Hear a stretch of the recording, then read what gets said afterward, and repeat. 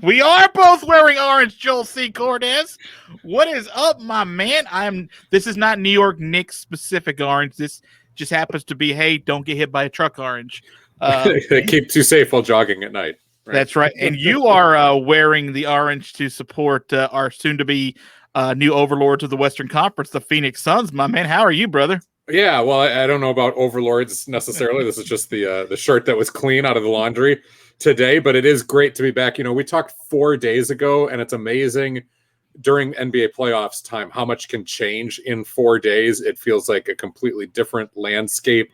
We'll get to all that. I just want to do a couple quick shout outs. Of course, we are on YouTube. If you're listening to us on the audio only version and you want to check us out on the YouTubes, please give us a like, a subscribe, hit the little bell button so you can get notifications, all that good stuff.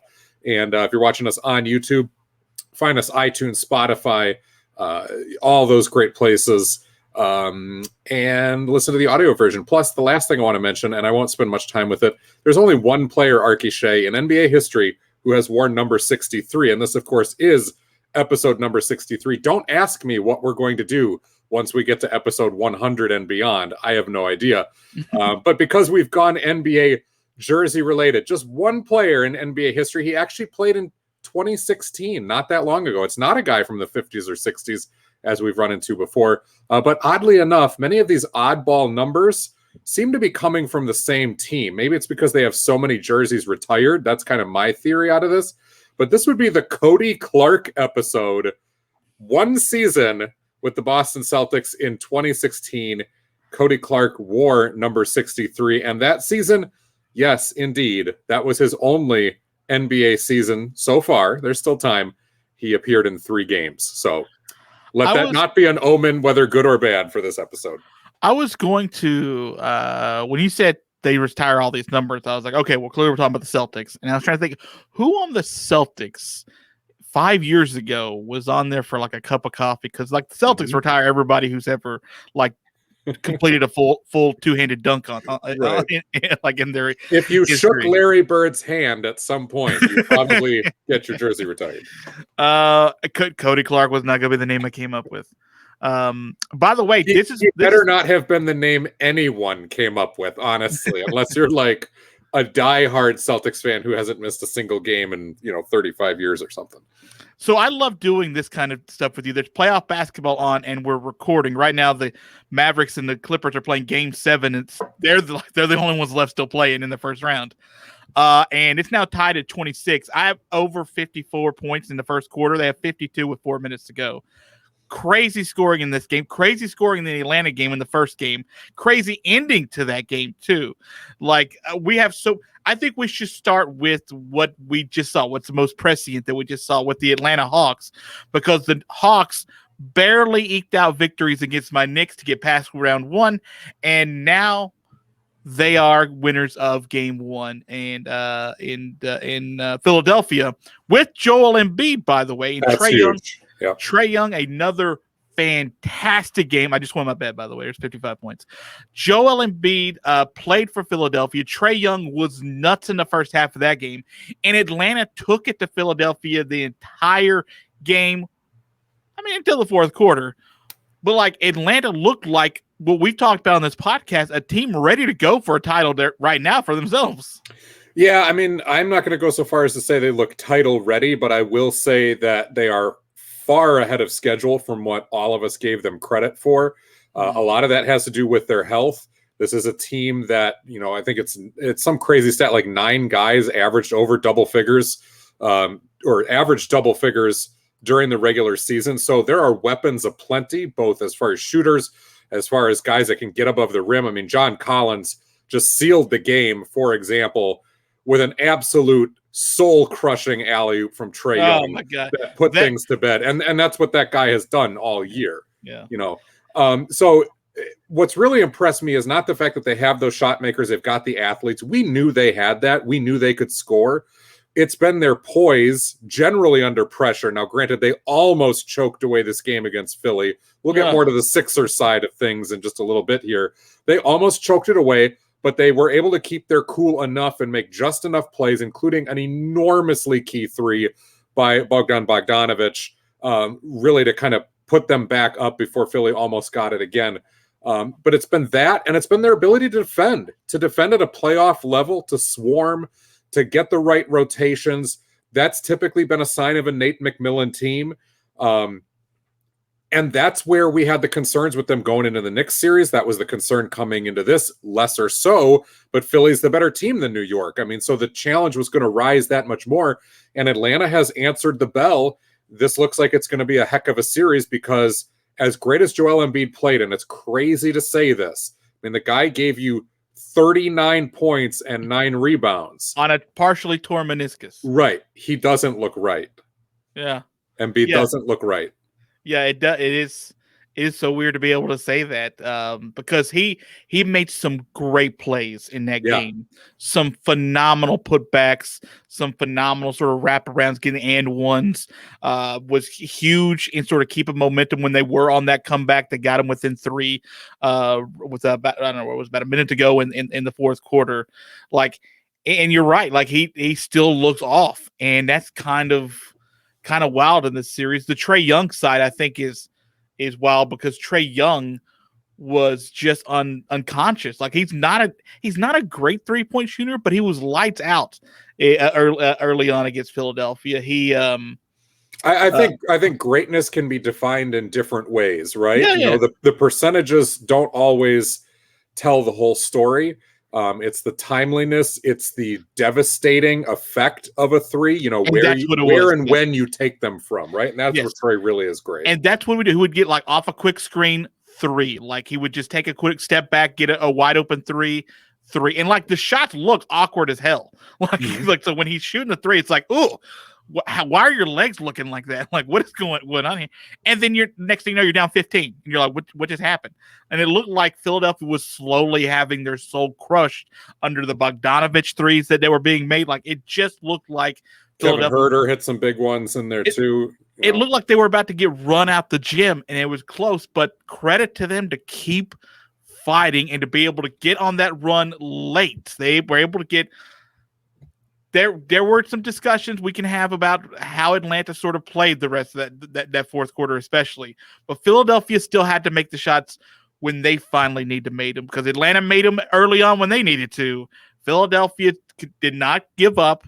They did not just cede the fourth quarter, which, I mean, I could see how you would. I think they were down 15 to going into the fourth quarter. That doesn't look like a quarter you're going to come back from and sort of win in the NBA playoffs. And they had a shot down 3 with a minute to go. So there is some credit I think we need to give Philadelphia to get back in that game that they shouldn't have been in a position like that to get out of to start off with. Yeah, I will give some credit. Everything you said is true. However, when Philly goes back and looks at this loss, it's really just a 2-word summary, and it's lost opportunities. Because for the first 3 quarters, almost really the first 3.5 quarters of this game, Philadelphia did not defend with playoff level intensity. They defended with regular season intensity. They allowed Trae Young to get where he wanted to go. And yes, Trae does that against just about everybody. And the Sixers threw a lot of different defenders at him. But what you saw down the final 4 or 5 minutes by Philadelphia, the swarming defense, the trapping of Trae Young to get the ball out of his hands, where they really flustered him and they flustered the rest of the Hawks, and they were hitting the glass hard. I was watching the game with my son, and I kept going, the story out of this is going to be, why didn't Philly play like this the entire whole game? Yes. You know, this sense of urgency, did they not take the Hawks seriously? Did they think because Joel Embiid was coming back, he was going to be fine? And I want to talk about lost opportunities on the offensive end too. This is where Embiid doesn't really look right. Yes, he had 39 points, but he had a really nice shooting game, and the Hawks were able to turn him, for the most part, into a jump shooter only. He looks like he's gingerly running on that leg, like he doesn't have a lot of leverage when he posts up. And that would be understandable given a partially torn meniscus. Right. But it messed up the Sixers spacing, because Embiid wasn't in there to collapse the defense. He was out there to hit some jump shots. And Ben Simmons was nowhere near aggressive enough, except when he came out directly out of halftime to start the third quarter. You saw a very aggressive Ben Simmons for about 3.5 minutes. and then he kind of disappeared as the guy collapsing the defense. This is where I'm wondering, and they played Maxey a bit today. He was 2 of 8 from the field, not particularly effective, but gave them some good minutes. I'm wondering if Maxey and then Shake Milton, who hasn't played much in the playoffs at all, need to get some burn here. If Embiid is not going to be a defense collapser, you might need those guys to be able to draw the defenders in and to be able to get kick out threes, not just swing around the horn threes to Danny Green and Seth Curry. And I'll say this, Tobias Harris, he had 20 points and 10 boards, but it sure felt quiet, right? It did not feel like he had a footprint or much of an appearance in the game, even though the stats tell otherwise. So when I look at what the Sixers did, you're absolutely right. There's a blueprint here to be able to beat the Hawks, to be able to handle the Hawks, but it's going to take a much greater energy level than they had, and you got to hope and pray that Embiid can keep giving you everything he has, because he did give everything he had today. I will give him credit absolutely for that, but it's not going to be MVP caliber Embiid in the same way that it was when he was fully healthy. No, but I mean, if you can somehow get 39 on a not MVP caliber, right? Exactly. Joel Embiid. I mean, there are worse ways to be in life. But he doesn't shoot the jumper that effectively every night, I guess is where I'm going with it. Like this was a nice night for him from 3 and that mid-range, and he's gotten better and better at it over the seasons. But if he's essentially a Brook Lopez type of player out there, you're losing a huge dimension of what you do, and somebody else, Ben Simmons, has to pick up the slack as the paint guy. No, I think I also thought that I was a little surprised that they didn't Philly, that is, didn't try a little more early on with Ben Simmons on Trae Young. I thought whatever Trae Young was getting whatever he wanted anyway. It felt like he was getting floaters, he was getting the step back threes, like he was getting the threes off the screens. Like I thought that what you saw in the first quarter wasn't working. So like, why keep going with the same thing? And that's what I felt like they did a lot in the first half, is that they just thought Trae Young was going to at some point start missing, and he essentially didn't. So the second half adjustments, especially early on in especially the fourth quarter, like where it was tough for him to do anything offensively other than get a couple alley-oop attempts, was I think negligible at best. So I thought their adjustments there were great. I thought, I mean, clearly it worked. Almost got them back in the game. Yeah. I just thought they waited. I think Doc Rivers waited too long to continue to make the adjustments on somebody who was white hot from the start of the game. The early strategy may have been single cover Trae Young with Danny Green, let him get whatever he wants, and just try to make sure that nobody else hurts you. Except the problem was everybody else was hurting you too. Well, so it may then have been get the ball, like you said, out of Trae's hand, and let's see if these other guys can do it, and let's swarm. So that may have been where that was coming from. It could have been.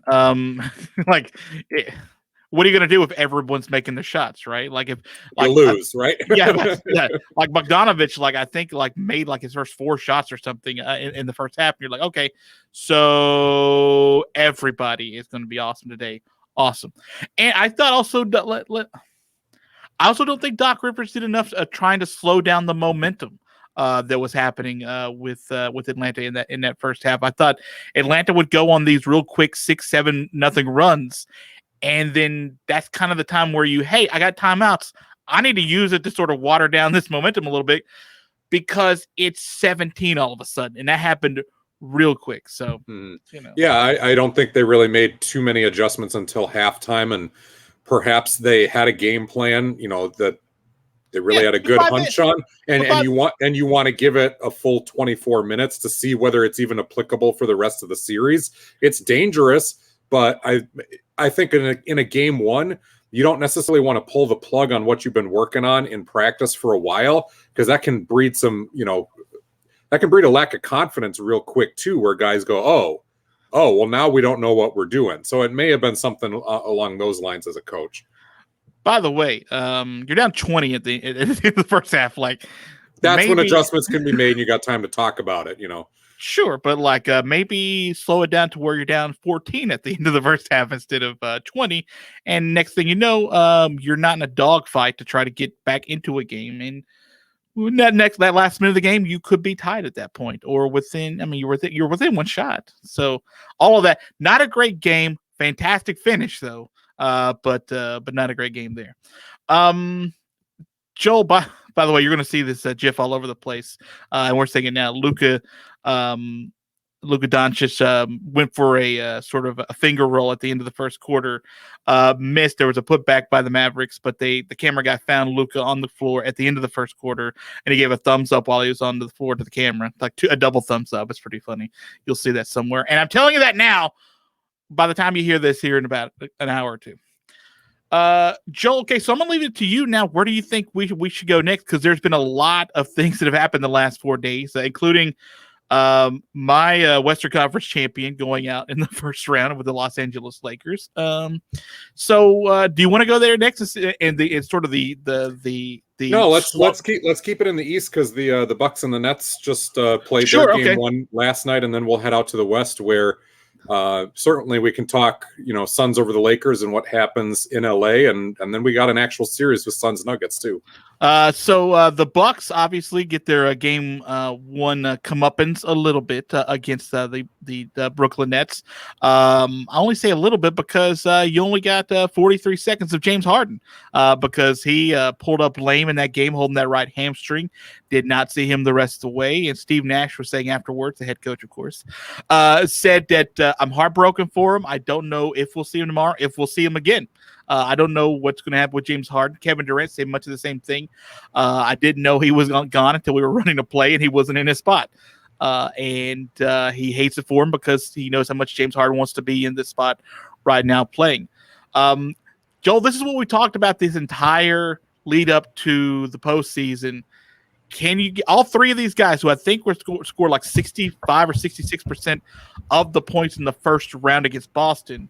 If all three of them are around and playing well, they're going to be tough to beat. We just haven't seen them do it and to be able to stay healthy. And now we have our first shot at James Harden, who, as of we know right now, we do not know the status of, unless you've read something in the last few minutes, Joel.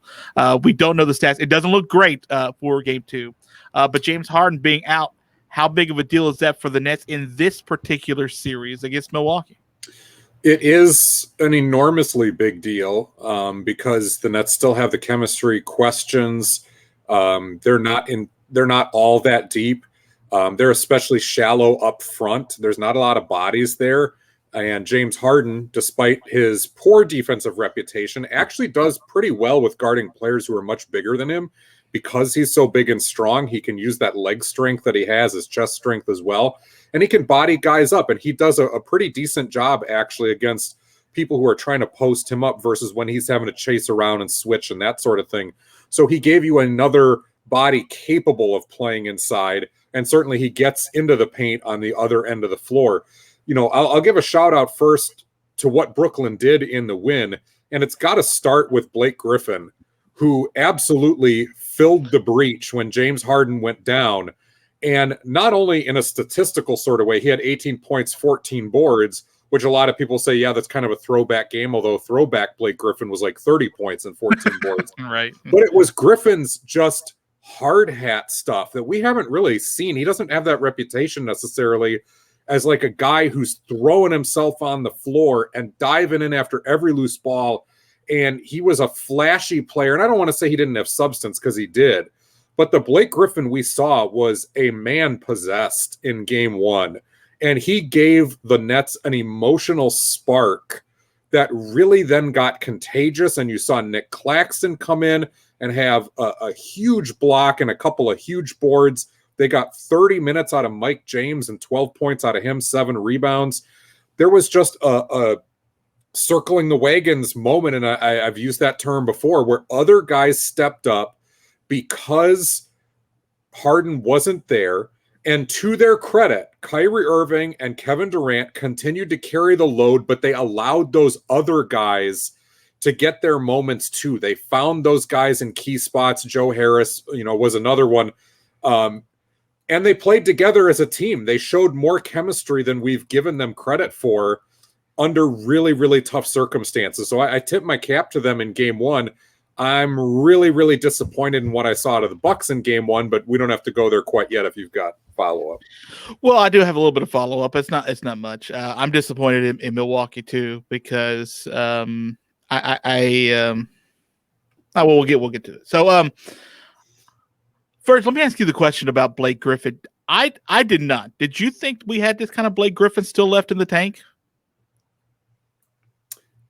I think it was there. He's shown that he's healthier with Brooklyn than he had been maybe since he first arrived in Detroit. And Pistons fans will roll their eyes at that, and some are saying that he stole their money and that sort of thing. And I don't know anything about that. But, Griffin has definitely said, yeah, I needed a bunch of time off. I got a bunch of time off. I'm feeling good right now. And he's not going to be a guy, I don't think, who can give you 35 minutes a night through 7 games like he did in game one. So how sustainable is this? But I think the ability to step in and play good defense and be a good team defender. He played better defense in this series than I remember star Blake Griffin playing, honestly. Like, he did everything he needed to do, and they absolutely need that. Now, whether they get DeAndre Jordan, another former Lob City guy, involved in this too, because they are so shallow up front, especially with if Harden's going to miss major time, I don't know. Or do they continue to try to play small ball? And you just see Nick Claxton mostly with maybe a little Reggie Perry and Alize Johnson thrown in. There's some bodies there, but not guys that you have a lot of confidence to play against Giannis. But yeah, I think Blake can continue to give this, and the Nets are going to need this. They need that other guy who really is going to give them a heartbeat, and Griffin did that. Well, I think when we saw that Blake Griffin was going to go to Brooklyn, we thought this was. Oh, okay. I'll speak for myself specifically. I thought this was, and I know we talked about it. I thought this was a good place for Blake Griffin. I thought he could give you somewhere in the neighborhood of this, but this would be his max. Yeah. And I was expecting even less than what he gave us. That this will be sort of his max. And you might be able to get that for 2 games out of a 7-game series, right? But that might be all you need for a guy like that.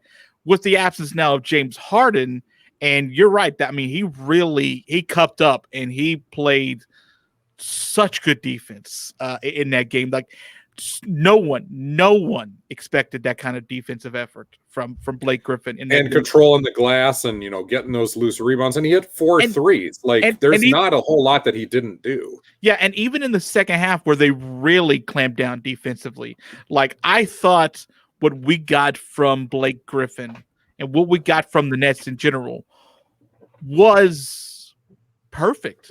I thought it was perfect for what they need to do to win a championship. It didn't have it wasn't the 135 to 108 game. It was the 120 to 108 game kind of thing that they can win fairly consistently. And if they do get a couple of dogs to wake up and start barking, they can play some pretty decent defense at times. They absolutely did. Yeah, just to that point, just a real quick interruption here. I want to shout out Kyrie Irving's defense. We've seen this from him, in stretches with the Cavaliers during their runs to the finals where you'd go, oh, Kyrie can defend sometimes. And we said that about Kevin Love too. Like, just as long as those guys compete on that end, you can at least be a break-even type of guy. And Kyrie Irving made some big defensive plays the other night. He did. So let me ask you what disappointed you most about the Milwaukee output? I use those 2 words for Philadelphia, and I'll use them again for Milwaukee because it is so critical in the playoffs. Lost opportunities. When you have an opportunity to win an early game in a series, when you have an opportunity to win an early quarter, or to take good shots in an early quarter. Those missed opportunities, those lost opportunities can come back and bite you. The game plan for the Bucks was really obvious at the start of that contest, and it was the right one. Punish Brooklyn inside because, as I mentioned before, they don't have a lot of credible bodies in there. It's Blake Griffin and Kevin Durant as your 2 starters up front, neither of whom they're good defenders, Durant especially, but they're not like bang around inside type defenders, and they're certainly not typically equipped to stop Giannis. And that's right where the Bucks went. Giannis was inside. Brook Lopez was pounding the ball inside. They were doing pretty decent with that. And the game was close. And then all of a sudden, like halfway through the first quarter, and especially in the second, you saw Milwaukee start to veer away from that. There is no reason in this series, even with his improved three-point shooting, that Giannis should be walking up to the top of the key at the three-point line, dribbling a couple of times, then deciding to shoot the three. And I know Milwaukee did not shoot the three well overall. They were 6 of 30 from downtown, 20%. And this is one of the better three-point shooting teams. But it doesn't surprise me. Almost all of those threes were dribble, dribble, dribble. Yeah, I'll take the three. They weren't in rhythm. They weren't because the defense collapsed. Most of the time, it wasn't even because the ball was swung around. They did get a couple of those looks and guys just missed. And it was one of those nights. Chris Middleton was 6 of 23 from the floor. I doubt that'll happen again. Drew Holiday was pretty awful, despite the fact that he finished with 17, 9, and 6. He really was ineffective for stretches that mattered in that game. Bryn Forbes only gave them 5 points. And remember, he was a critical X factor in the first round against Miami. So you got to expect that those guys will shoot better just by the pure law of averages, but you can help them along by using the advantage that you have, and that is Giannis. Because what really disgusted me with these bailout threes that he took and other guys took is that the Nets weren't even walling off the paint. It's not like the Miami Heat have done in the past, or the Sixers did against the Bucks in key series where those teams beat Milwaukee, and they would form a wall and Giannis would run into 3 guys and they would dare him to kick out. They were single covering him, and most of the time not even bringing a double until the drive was happening too late. He did not take advantage of that, and it's MVP time now for Giannis. Like, I put this on his shoulders. The other guys got to hit shots. That's absolutely true, but they all have to concentrate on breaking down this Brooklyn Nets defense, which, by the way, played really well, but isn't even that good, right? You let a decent defensive team defend you as if they were a good defensive team. You played right into it. Yes, decent at best, right? They go through stretches and they have players that are capable of it, but this team and the way I think we've seen them run throughout the limited time together, this entire season, limited time when the big three were together, and this postseason, is that the defense was sort of a we take it where we can get it kind of thing. And it felt like, didn't it, that when Harden went down, I know it was only 43 seconds in, but as the game went on, Milwaukee just didn't have the urgency that they should have. It was almost like, oh, now Harden's gone, we're on pretty even footing, or maybe, a head above Brooklyn, and we'll get this win. And a lost opportunity is a lost opportunity. Like, you had the chance to try to crush Brooklyn early when they were maybe in a little bit of disarray, to continue pounding them inside, to try to get Blake Griffin in foul trouble. Blake Griffin did foul out of that game, but it wasn't until late. Imagine if Griffin had been in foul trouble early and not there to give Brooklyn the type of lift he did. Think of the ramifications of that on that game. And yeah, I know Brooklyn is the second seed and they got to win at home. Great. But if you're Milwaukee and you have a chance to steal game 1 against these Nets, because you don't know if Harden comes back, and then all of a sudden you got to deal with the 3-headed monster all over the place. Like, it's scary if you have championship aspirations to let that one walk away if you're Milwaukee. Yeah, I think the thing that was, so we didn't know any of this, like he may not be back the rest of the series kind of thought, and the heartbreak and stuff until after the game. We knew during the game he wasn't coming back, and the team could find that out, did Milwaukee, by just, I don't know, reading the Twitter of Shams Charania or something. Like, you could find out that he wasn't going to come back the game. So to have it within your grasp and to play really well offensively, especially in the first half, and to be more than into that game in the third quarter, to sort of do what you were talking about, the sort of, I hate to pee one away, so to speak, the opportunity. And that fourth quarter, oof, buddy, like You don't get opportunities like that against really good teams in the playoffs, in the semifinals, on the road.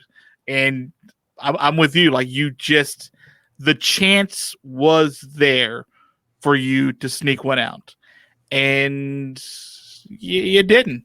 You laid up an egg in the most important quarter of the postseason so far, and it's so disappointing because of what we saw against Miami. Right, like we saw how phenomenally efficient, offensively and defensively, they were against Miami, and then in a game where they weren't exactly inefficient in the first three quarters, the fourth quarter was just a crap show. Like, it just. Yeah, and I mean, I'm going to throw part of the third quarter in there too, because they got beat Fair. 35-23, right? That's But fair. it started to spiral into that fourth, and you're right. It seemed like they took Miami. Maybe it was the revenge factor from having lost to them last year, but it seemed like they took the Heat more seriously than they did Brooklyn. Yeah, That doesn't make any sense.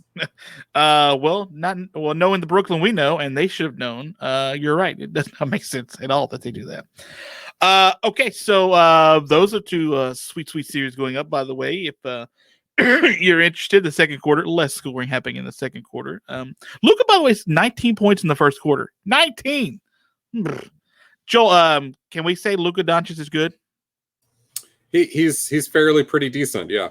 He's fairly but I think, and this prediction will be dated, of course, probably by the time we go to air, but I'll make it anyway. I do think the Clippers win this. I had them winning the series. I had it in 7 games. But for Dallas to have a chance, you need an all-time Luka game, and you need other guys to be able to step in around him. It's really been about kind of the stars in this series, and then which team gets a boost from their supporting cast versus who doesn't. So, I think the Clippers, if they are able to get through this, they're dangerous enough to get to the NBA Finals. If Dallas wins this, hats off to them. I don't necessarily see them beating the Jazz, but if you can beat the Clippers and you got Luka Doncic, you've always got a chance to get in against anybody. Okay, so I think it's appropriate now to finally we get to have the final nail in the coffin of the Los Angeles Lakers and their season. And Joel, I gave them way too much credit. But you didn't see Anthony Davis, going down either. I didn't, but I also they weren't exactly great when he was in either. Like, the team overall, it wasn't. And Phoenix played like a team that wasn't fresh to the playoffs, right? They played with a lot of toughness, a lot of tenacity on defense, a ton of timely shooting, and just shooting overall for that matter. And that game 6, when you talked about, and rightfully so, that game 6 trying to knock a champ out, the most important, toughest win to get is that game 4, is that 4th win. They kind of knocked the champs out early in that game, and that was extremely surprising to have that happen and to watch it happening in LA of all places. Joe, what do we say about this season for the Los Angeles Lakers? It goes back to something you and I talked about early on. And again, it goes back to, I guess, a theme that's arising from this episode and lost opportunities. The Lakers came in, they played early on in the season on cruise control and were good enough to still be the second best team record-wise in the West early. Then they were in 3rd, and it just seemed like they were biding their time. They took for granted that they would have good health the entire year. They knew that they would be talented enough. Everybody in the West and the whole NBA feared them, knowing that once they got into the playoffs, they were going to be loaded. Anthony Davis goes down for some time, although that usually happens, it seems like, almost every season. And then they get gift-wrapped Andre Drummond, and the rich get richer. But everybody just kind of took for granted that they would have good health the whole way through. LeBron missed some major time in there, comes back, as we spoke about, really surprisingly showed some vulnerability in that, hey, I'm not right, and I don't know if I'll ever be right after this one. And then all of a sudden the Lakers started to look slow, right? Even when they got everybody back, they looked a little old, definitely slow in their defensive rotations. And Phoenix, I had pinpointed as one of the teams that the Lakers probably did not want to see in the playoffs. The Lakers were good enough to get out of the play-in scenario. They should never have been there in the first place had they banked a couple of extra wins early in the year, but they didn't. But Phoenix was one of those teams because they're fast enough. They attack you from a bunch of angles, but they have enough veterans. And of course, they've got a premier scorer and shooter in Devin Booker. And the Nets were surgical. They were surgical in that every time the Lakers tried to trap Booker, which is the right thing to do, there was always a backdoor cutter. And Booker was finding them, or Chris Paul was making the hockey pass. DeAndre Ayton didn't have a great game in 6, but he had some really great games throughout the series.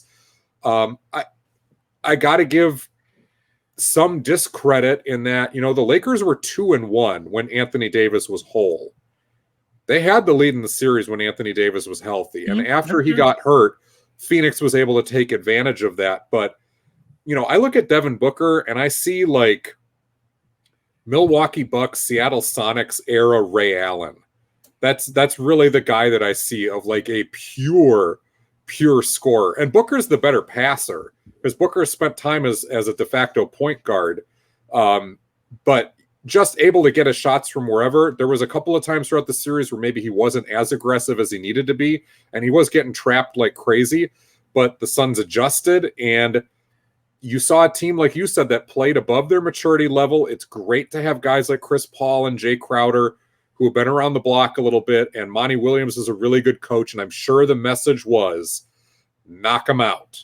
Just like I was saying, do not toy with the champs, knock them out. And to their credit, they came out and did 36-14 in that first quarter, and they never looked back.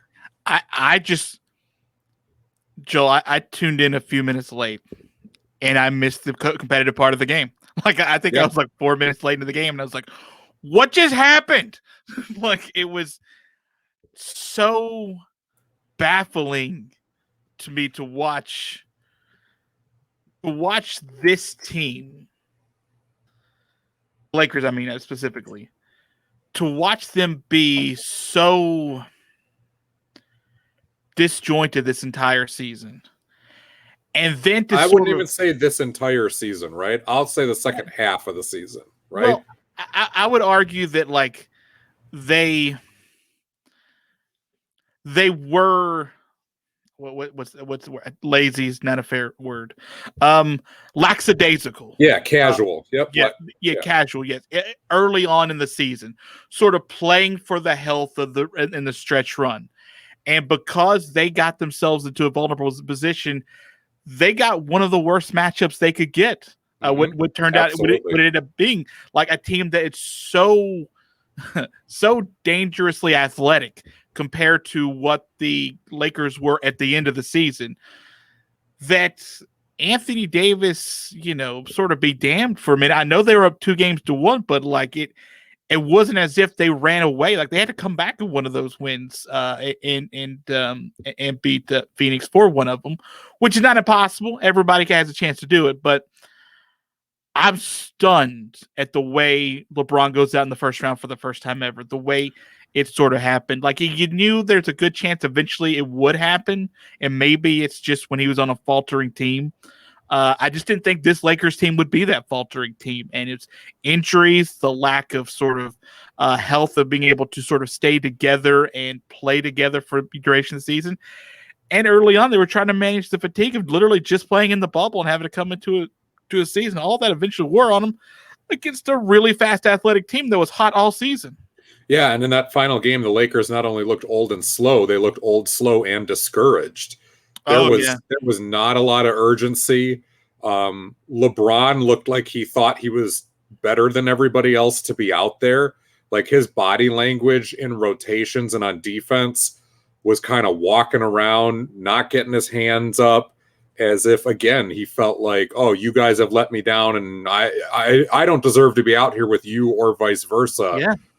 And it was bad leadership on LeBron's part during that game, but we've seen that kind of creep in a little bit down this stretch run with him. And I don't know, again, if it's the feeling of fallibility setting in here, of vulnerability. I don't know whether there's other stuff going on in the locker room, but there was a few other, bets that they made on guys who they brought in I'll look at Marc Gasol, I'll look at Wes Matthews, who were supposed to be pretty big contributors and looked like they're really on their last legs. A lot of times you bring guys like that in on a championship team, and they might give you some moments, but they wound up having to lean on those guys, I think, a little heavier than anticipated. It didn't help that that Alex Caruso only got 8 minutes in that game and then was hurt. That is one of their energy guys, younger legs, that is helpful. Dennis Schroeder had a very up and down series. Pope, went scoreless, I think, in game 5. Markieff Morris gave you 2 points in game 6. And to me, the big one, Andre Drummond didn't even play in the loss. So is that experiment over and done with? Did it not work? It held a lot of promise. He certainly was a big name. We've lamented Andre Drummond as an effective player, but really kind of a dinosaur in today's NBA. And yet I don't believe that to be true, because I look at Atlanta, for example, and Clint Capella does basically the same things that Andre Drummond does. It's just Capella's a little younger and runs a little faster and jumps a little higher. And Drummond maybe needs to lose some weight and kind of go back to being a gazelle type of player instead of a bully inside, because the Lakers didn't need that. They needed speed, and Drummond wasn't able to give them that. I watched a lot down the stretch, and it's sort of in the playoffs when Andre Drummond did get a chance to get in, especially down the stretch. And that's a guy that, I hate to say it this way, but I always want to give guys the benefit of the doubt because they were so good at one point, and I think that the entire league has changed around him, and all of a sudden he's just, like you said, this dinosaur. But he looks out of place. He's getting the ball stolen from him consistently. He's unable to sort of keep pace on the floor. He has a few moments here or there, but he kind of does sort of look like he's a square peg in a round hole. They just and what's ridiculous is it's not like he was having to chase around a small ball lineup or a super stretchy center. You're playing DeAndre Ayton, who's really good, but DeAndre Ayton is about as close to a conventional throwback type of center as Joel Embiid is. Ayton is one of those guys who plays in the mid-range, plays in the post. He's got good feet, but he's real athletic, but he is a post guy, and Drummond's job should have been to check him. And in game 1, for example, of that series, DeAndre Ayton ate Drummond alive. Yes. He ate Anthony Davis alive too. So it's really telling that in a game where Anthony Davis gives you 5 minutes before he goes out, that you're not even confident enough to put Drummond in the game, and you go with every other option that you have. Now, maybe Drummond was hurt and we didn't know it or something like that, but you played Marc Gasol 18 minutes and the rest of the time you went undersized. That's really, really telling. Brother. But we're spending too much time on these Lakers, right? We got to talk Suns and Nuggets. The team's actually still in it. Well, I mean, we'll have time for them going forward because they still get to play. Okay, so let's talk about the Nuggets. Let's talk about the Nuggets. The fact that they are moving on. They beat Portland, and Damian Lillard did everything you possibly humanly do on this team, and they ended up, out 4 games to 2. There's been a lot of people, including my Knicks, apparently, who are very interested in, excuse me, Damian Lillard, but they won't get him. He's not leaving. Hey, that's not happening. Hey, they'll trade everybody else and shuffle the deck around him. I don't want CJ McCollum. I'll tell you that. If I can have Damian Lillard, if I'm picking my druthers. I'm sure Carmelo Anthony is available, and Tom Thibodeau loves his old players, or just old players in general. You're mean to me. You know that. I do want to point out, just because now I'm in a salty mood. I called that Terry Stotts would be fired if they lost in the first round, they gave him a day. Right. Almost a full day before the announcement came. Just as in the same way, Mike Budenholzer will be fired if the Bucks lose to the Nets. Sorry, my dad's texting me. All right, as we go on. Okay, sorry. Okay, yeah. So For Denver, very big series win, lots of points. I think every game in that series that went over. Damian Lillard, I think after that game, said that if we can't beat them when they're out 2 or 3 of their 4 best players, we need to make some changes. So they did start with the coaching, and now Denver continues to move on, and Denver's got themselves what we call a pretty sporty series coming up with the Phoenix Suns. You're wearing the colors of our overlords, so you talk to me, Mr. Joel C. Cortez. Yeah, and Lillard did also say one other thing, and that's Jokic is the MVP. And at this point, I agree with that assessment. Like you said, like Dame said, they're down Jamal Murray. They don't have Will Barton. PJ Dozier, who's given them good minutes, was not in that series. And Jokic just continued to steady the ship and do what he needed to do. Portland kind of hit them early. They had a good strategy in game 1. And Jokic adjusted, and other guys, including Michael Porter Jr., who has a lot of weight on his shoulders this year, but he wanted that weight. They stepped up as well. Monte Morris, good thing he got back in time and was able to play in that series because he gave them an enormous lift. This was a team that was really, really thin in the backcourt, and now other reinforcements may be coming. It's expected that Will Barton and PJ Dozier will both play during the series against Phoenix. We don't know if it will be game 1, but Barton is one of the only other guys on the roster who can create his own shot consistently. You just don't want to have to go to that well too many times. And Dozier has been a guy that just fills good minutes. He's a minutes eater for them and a longer defender who can hit the 3 a little bit and run the floor as well. So Denver has enough to beat Phoenix. I think it's going to be a heck of a series. It's not so far different in that Portland, their strength was at their guard position. And you look at the Nuggets and go, they're undermanned there with Facundo Campazzo and Austin Rivers and Monte Morris having to hold down the fort. Now, of course, they'll get Dozier and Barton back a little bit. But they're still undermanned when you talk about that versus Chris Paul and Devin Booker and even Cam Payne, who's played really, really well for Phoenix down the last month. But it wasn't enough. Denver was still able to overcome those areas of weaknesses and win inside. DeAndre Ayton goes from playing against half of Anthony Davis and an Andre Drummond who doesn't look like he belongs to now having to defend Nikola Jokic. And he's going to have his hands full, and Mikal Bridges up front and Jay Crowder. Now they get to deal with Aaron Gordon and Michael Porter Jr. That's a little bit of a different assignment. It is. And that I think is where Denver's ability lies. That's where their advantage lies. If I'm the Nuggets, though, I know I can score a ton of points, but I don't want to get down early to the Suns because I think the Suns' surgical ability to run and kind of pick you apart will be good enough to keep Denver from getting back into it. So if I'm the Nuggets, it's about getting out early myself or keeping the game close. And if you can do either of those two things, I give the advantage to Denver 6 times out of 7. Oh, okay. They only need to win 4. But I think...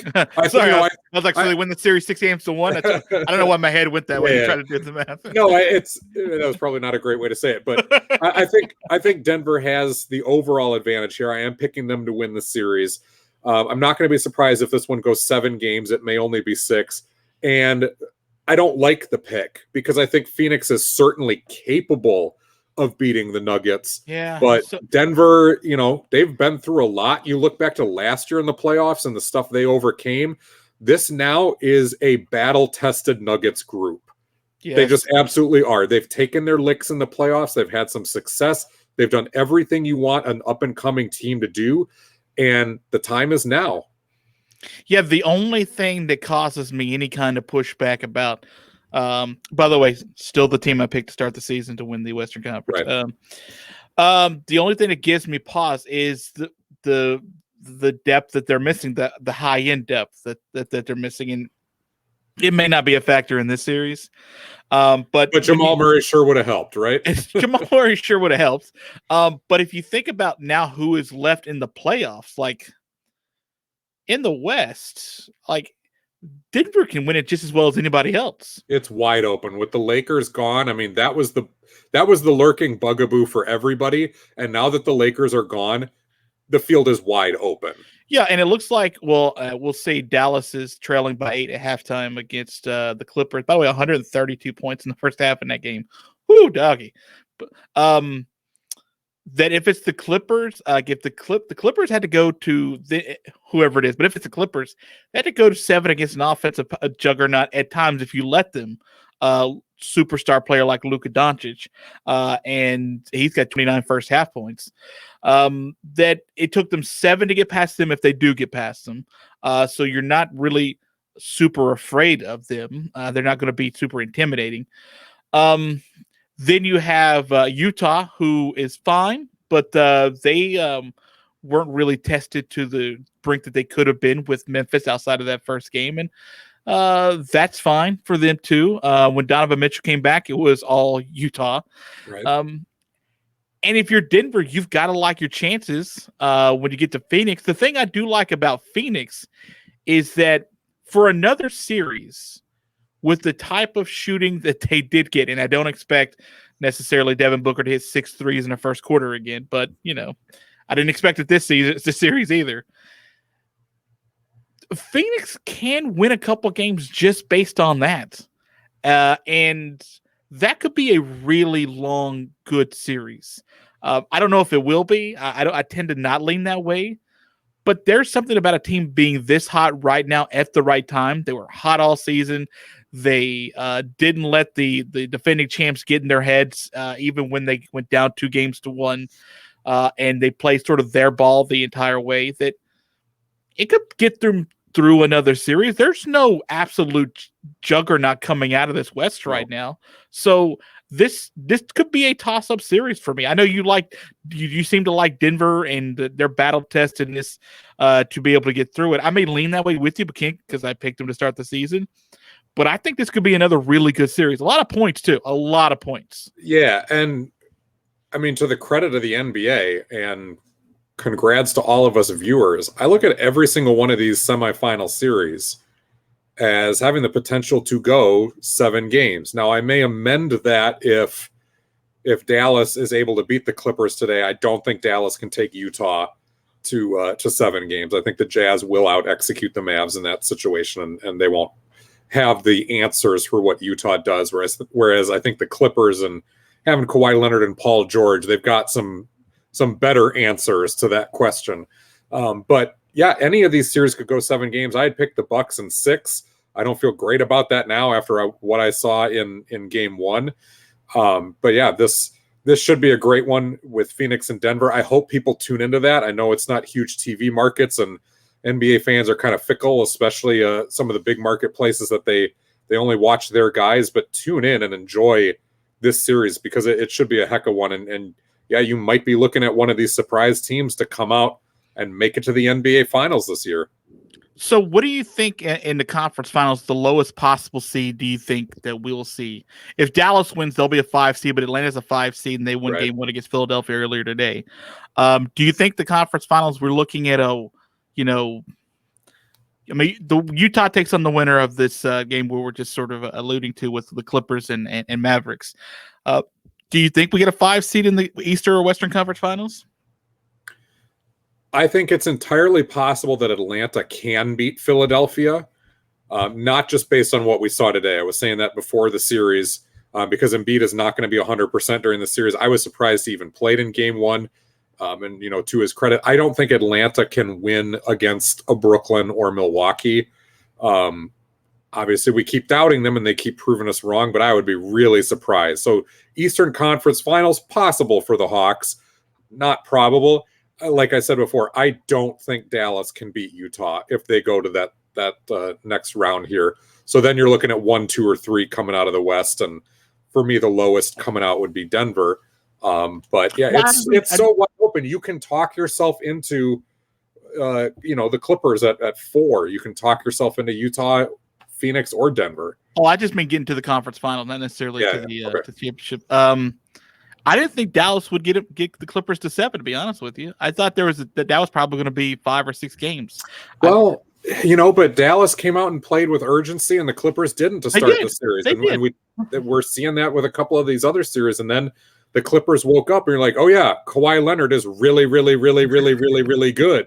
And the rest of his teammates decided to actually play some defense now and compete on that end because, Lord knows they're not giving him any help on the offensive end besides Paul George, but at least they were starting to hold their own defensively. Philadelphia, Atlanta, Brooklyn, Milwaukee, Denver, Phoenix, and Utah versus the winner of the Clippers and Mavericks, who we are about to watch the second half of. Yeah. Nothing honors Cody Clark more than a slate like that. That's I was about to say. Episode 63. This feels like a loaded slate. The only thing I think that is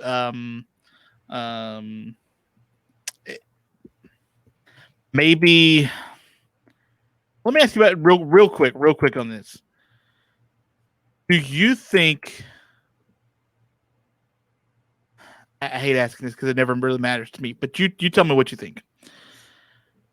As far as the big markets are concerned, do you think the NBA would have preferred the Lakers to go through, or do you think they would prefer the better basketball to go through and to try to introduce us to some of these newer stars? I mean, we're aware of LeBron by now, but let's learn some about Devin Booker and company. You know what I mean?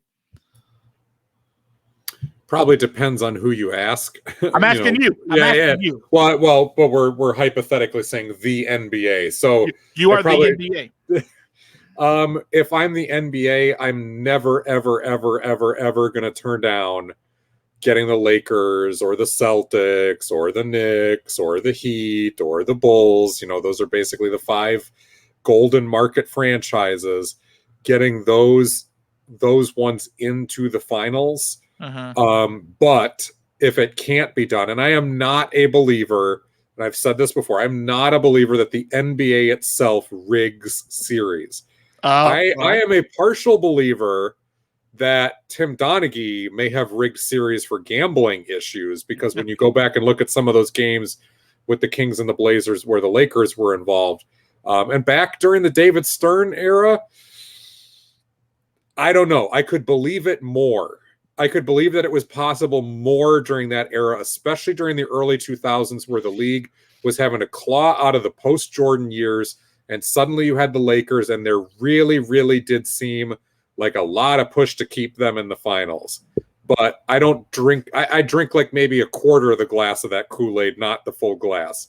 But now, if you can't get the Lakers in, then yes, you want the best possible basketball team in with the best possible finals, and you want the biggest star available to do that. And you got a lot to choose from left, because the NBA has a lot of really good superstars, and we are starting to move into the post LeBron James era. That's what I mean. Like we're going to talk about that on the BbA 3-pointer, which will air a little bit later here in the week.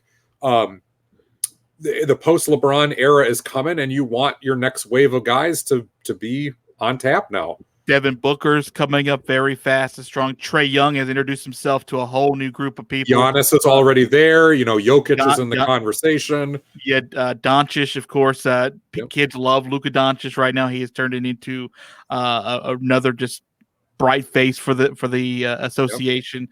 I think the more we can sort of see of those guys, and I would say, I wouldn't even say Kawhi, because Kawhi is a great player, but like Kawhi, he doesn't have the magnetism that other players does. He's just a really good basketball player. Right. He's Tim Duncan 2.0, just playing a different position. And the league is fine when that gets rewarded and he gets there. And I think they're more fine in that he's playing in the LA market versus playing in San Antonio, for example. But you're right. Absolutely. Kawhi's not a marketable guy. I know New Balance thinks otherwise. Yeah. So, if I'm the NBA, and I'll be real quick, I'm okay without being LeBron. I think we've had enough sort of LeBron. The LeBron doesn't need to buoy the league every single second. Like he does not anymore. No, he's had 18 years of the league where he's was helping with other guys, including Kobe at the end of his tenure that had his sort of run. I think when you can see a Trae Young perform really well, and it's great that Trae Young is actually killing it on. Like, I love the Knicks, and the Knicks would have drawn okay. But like Julius Randle ain't bringing a whole lot of extra eyeballs to the TV screen, no matter how good he could have played. And as there's Trae Young, Oh, that's an NBA dream for people to bring in newer fans and casual fans. Right, See, because he's baby Steph Curry, right? And right. Steph Curry drew eyeballs and still does for good reason. Yes, and he's doing all the villain stuff even today against Philly, where he's just holding that shooter's pose for extra long time after he's making the threes. Like, he's perfect for what if you're trying to bring in the new NBA. That's why I kind of root for Dallas to keep winning. The more I can see Luka, I think the better for me, the better for the league. So if I'm the NBA, it's okay that LeBron leaves. He doesn't have to be here every second.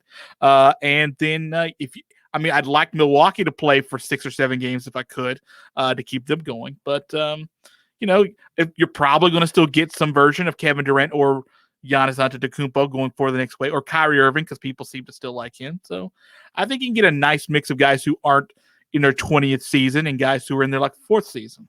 So I agree. And as we wrap up the show, I want to remind everybody that you can find us on YouTube. Please like, subscribe, share, sign up for notifications, all that good stuff. And you can find the audio version on Spotify, iTunes, Spreaker, and wherever you find your podcasts. Joe, I think we did it. I think we honored Cody Clark, right? Cody. We did. We honored his memory. He's still alive, right? He is, yeah. Okay. I don't know where he's playing these days. I'm sure he's overseas. I like how confident you were that he was still alive. It's like, of course. Well, I'm looking at Basketball Reference. Okay. All right. I'm cheating. Cody Clark, of course, we still talk. Well, wait a minute. And hold on just a second. Cody Clark is an Alabama guy. He played at Pinson Valley in high school. College, he was at Arkansas, but just thought I'd throw that in there since you're an Alabama guy too. Yeah, I don't remember a lot of Pinson Valley High School talk, to be honest with you. Some guys who were like superstars, they came out that you sort of knew, like the who was it? The John Petty's, who you'll see in the league in a minute, of the world. We talked to DeMarcus Cousins, stuff like that in the world that, you can't miss them. But Pinson Valley, whatever. They're fine. They're a good football program. I don't care about the basketball. All right. No more local high school talk. Let's get on to the show being over. Joel, we'll be back for the BbA Bite on Wednesday for the good folks. But why don't you say goodbye to everyone? All right. Goodbye, everybody. We'll see you Wednesday. That was way too fast.